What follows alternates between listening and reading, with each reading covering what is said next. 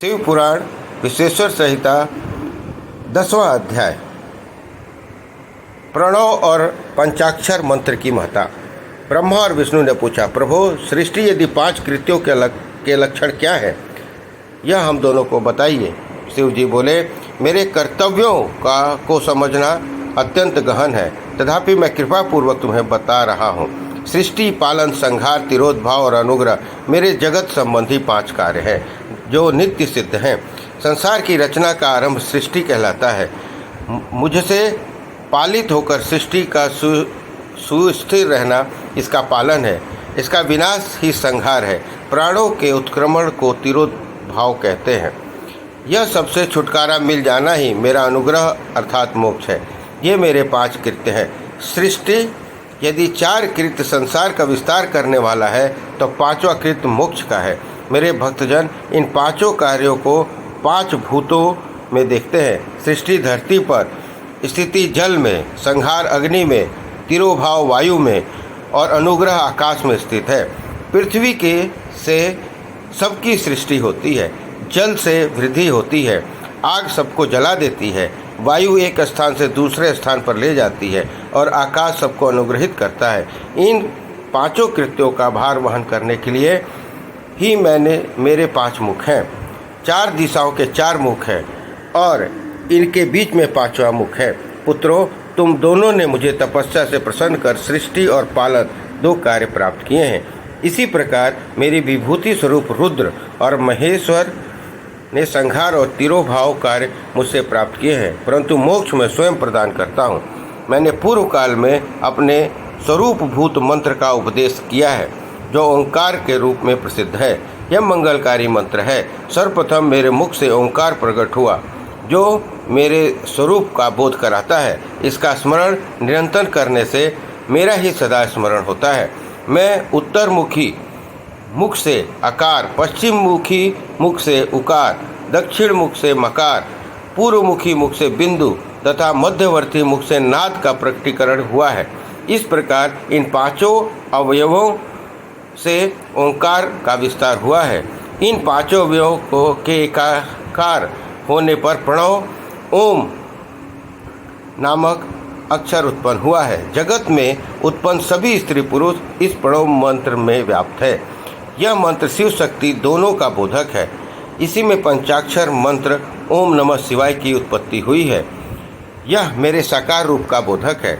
इस पंचाक्षर मंत्र से मातृका वर्ण प्रकट हुए हैं।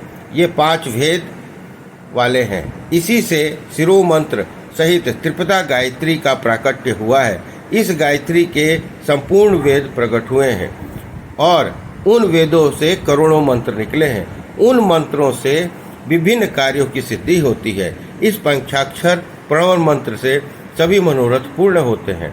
इस मंत्र से भोग और मोक्ष दोनों प्राप्त होते हैं। नंदिकेश्वर कहते हैं, जगदम्बा उमा गौरी पार्वती के साथ बैठे महादेव ने उत्तरमुखी मुख बैठे ब्रह्मा और विष्णु को पर्दा करने वाले वस्त्र से आच्छादित कर उनके मस्तक पर अपना हाथ रखकर धीरे धीरे उच्चारण कर उन्हें उत्तम मंत्र का उपदेश दिया। 3 बार मंत्र का उच्चारण करके भगवान शिव ने उन्हें शिष्य के रूप में दीक्षा दी। गुरु दक्षिणा के रूप में दोनों ने अपने आप को समर्पित करते हुए दोनों हाथ जोड़कर उनके समीप खड़े हो गए। जगत गुरु भगवान शिव की इस प्रकार स्तुति करने लगे। ब्रह्मा विष्णु बोले, प्रभु, आपके साकार और निराकार 2 रूप हैं। आप तेज से प्रकाशित हैं। आप सबके स्वामी हैं। आप सर्वात्मा को नमस्कार है। आप प्रणव मंत्र के बताने वाले और आप ही प्रणव लिंग वाले हैं। सृष्टि, पालन, संहार, तिरोभाव और अनुग्रह आदि आपके ही कार्य हैं। आपके 5 मुख हैं। आप ही परमेश्वर हैं। आप सबकी आत्मा है, ब्रह्म है। आपके गुण और शक्तियाँ अनंत हैं। हम आपको नमस्कार करते हैं। इन पंक्तियों से स्तुति करते हुए गुरु महेश्वर को प्रसन्न कर ब्रह्मा विष्णु ने उनके चरण में प्रणाम किया। महेश्वर बोले, आद्रा नक्षत्र में चतुर्दशी को यदि इस प्रणव मंत्र का जाप किया जाए तो यह अक्षय फल देने वाला है। सूर्य की संक्रांति में महाआद्रा नक्षत्र में 1 बार इसका प्रणव जप करोड़ों गुना जप का फल देता है।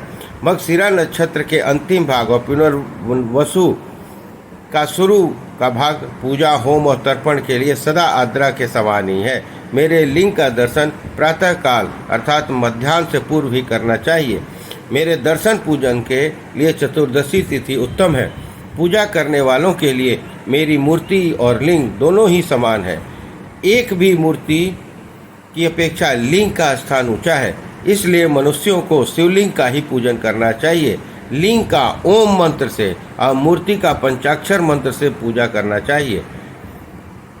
शिवलिंग की स्थापना करके या दूसरों से स्थापना करवाकर उत्तम द्रव्यों से पूजा करने से मेरा पद सुलभ हो जाता है। इस प्रकार दोनों शिष्यों को उपदेश देकर भगवान शिव अंतर्ध्यान हो गए।